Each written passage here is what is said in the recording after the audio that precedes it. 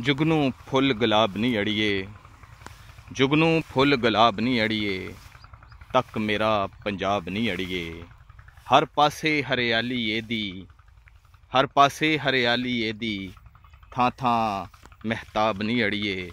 जुगनू full गुलाब नी अड़िए, तक मेरा पंजाब नी अड़िए। देश पंजाब दे विच वसण वाले हो, तुसीं वेख सकदे हो सोहणे पंजाब दे सोहणे नज़ारे। हर पासे हरियाली दिसदी है पई। मूंजी की जिहड़ी फसल है निसर गई है और 15-20 दिनों तक महीने खंड तक पक जाएगी। जिहड़े किसान भरा ने वो आखिरी पानी मूंजी नूं ला रहे हैं। खसूसन जिहड़ियां सुपर मूंजियां ने उन्हां नूं आखिरी पानी की बहुत ज़रूरत है। तुसीं वेख सकदे हो बन्ने दे उत्ते नीवें थां ते जिहड़ी पैली है, इस किले दे विचों पानी सिंज के ते उच्चे थां ते जिहड़ा किला है उन्होंने पानी लाया जा रहा है। छोटी जी पीटी रख के किसान भरा जिहड़ा है अपना वक्त टपा रहा है। तुसीं वेख सकदे हो सोहणे पंजाब दे सोहणे नज़ारे।